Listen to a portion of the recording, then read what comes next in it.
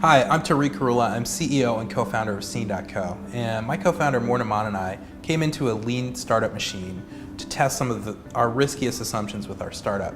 We had built an incredibly technical demo that did this amazing thing of stitching all these videos together from concerts. We only had one problem, and that was we didn't actually have any users. So we decided to test our riskiest assumptions, go into the weekend, and see what we could find. So the first thing we realized as we got more familiar with the process was we hadn't even identified what market or customers we were trying to appeal to. We thought we were building this for everybody. But as we start to get more familiar with the process, we realized, you know what, we're really interested in focusing on people that love live music, and traditionally those are folks that are in their 20s and 30s and have a little bit of expendable income and free time.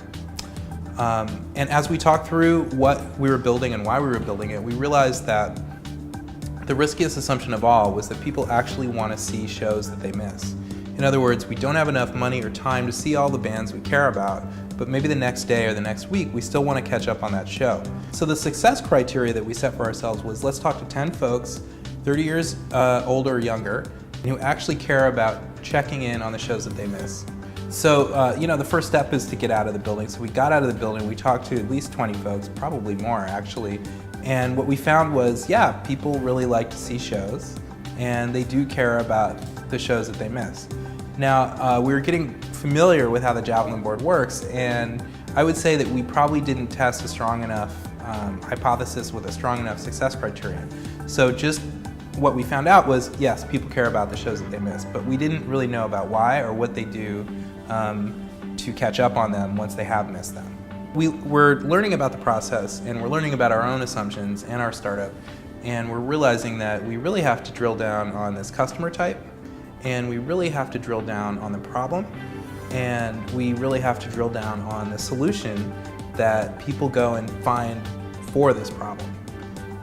And so so we said, let's actually narrow the target audience down to 18 to 24-year-olds that are active on social media, that go actually read reviews of shows that they miss, and that go catch up online on various social platforms to find content for shows that they miss. Because that was really the thing that we were building, and that was the riskiest assumption that we needed to test, was that people actually go and catch up on these shows by viewing videos or photos or talking to their friends.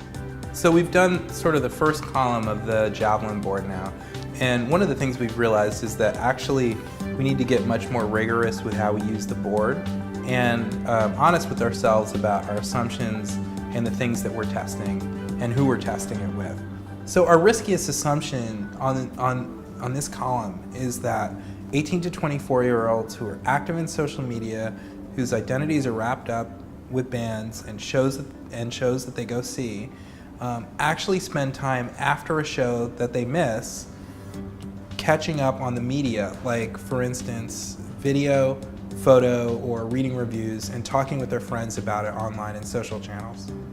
And the success criteria that we set up was at least half of the people that we talked to, in this case 5 out of 10, have to be going after the fact on a show they miss and viewing a YouTube video, viewing photos, talking on Facebook to their friends about the show, or reading a review. So we did a number of things to get out of the building on this one. We actually went online and offline. We went back to Union Square. We also went to music clubs. We talked to folks. We asked them how old they were. We asked them if they're active on social media, meaning they're once a day getting on Facebook or Twitter or something like that. And we also went to fan boards. So we logged into blogs where fans track bands that they care about and created user identities on there and did some blog posts and questions in the forums and talked to them to see basically what their habits were around catching up on the shows that they miss. The success criterion, again, that we had set up was that at least half of the people that we talked to have to go view media from a show that they miss after the show. So probably the most disappointing moment in the weekend was that we found out that actually half of the people that strongly identify with being music lovers, going to shows, seeing bands, don't actually go after the fact and catch up on media. They don't really read reviews. They don't talk to their friends about the show unless it comes up. I think we found one woman in Union Square who was a college student, and she would actually go onto YouTube after a show and view multiple uploaded fan videos from the shows that she was missing, and she could name all her favorite venues and all of her favorite bands, and literally just the day before had been on YouTube looking at video footage. So this was like our perfect user. We were super psyched. The only problem was we only found one person like this out of 20, and that wasn't the success criterion that we had set up for ourselves for the weekend. We were kind of heartbroken in a way because we had spent a lot of time working on this, and at the same time we were really committed to following through on the process and challenging our own assumptions. So one thing we knew is that we're really interested in collecting media around events and things that happen in the world, and we even had technology that we had built to do that. But the question was, is that actually valuable to anybody? Who is it valuable to, and how would they use it? And so we started talking to mentors at Lean Startup Machine, and we also started talking to ourselves, and then ultimately doing calls out to folks that work in various industries, including advertising, promotion, event organizing.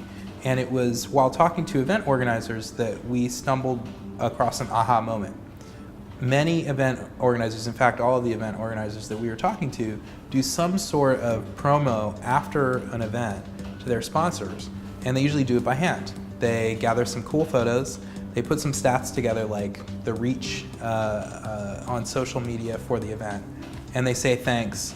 And they do that to both validate the sponsor's spend, and the next time around to send to potential sponsors and say, look at how valuable these events are. And so that was a crucial moment for us to realize that we had something to work with and start our third experiment. So what we realized is that we could automate a solution at the press of a button to eliminate hours of work that these event organizers were doing by hand to put together thank you emails with great photos to their sponsors. And so we built a hack for it, and our riskiest assumption was that an event organizer would pay $20 to be able to do this automatically. So the solution that we came up with was to actually write some code that would scrape the tweets and photos that had already been shared, go back and capture them all and represent them in a similar way to the way that the event organizers were already doing by hand, so that we could do a press the button, automatically create something that would be valuable for sponsors for the event. And we hacked that, and we didn't tell anybody, and presented it in front of the audience as our final presentation. And the success criterion was, can we get the organizer of the weekend to give us $20 for access to that page? And sure enough, Trevor, who had organized that weekend, his mind was blown. He ran up on stage and gave us $20, and we had validated our assumption. So we've had huge success since then. Not only has Lean Startup Machine stayed a customer of ours, but we've expanded that out to other folks like New York Tech Meetup. We're working with Bowery Presents. We've gone from just planned events to music events as well, and also breaking news events. And in fact, we're one of the first companies selected for the New York Times Incubator, and we have some of New York's best angel investors like Dave Tisch, Andrew Roche, Thatcher Bell invested in us, and we now have thousands of users on the platform, thousands of page views every day. It's been an incredible ride for us.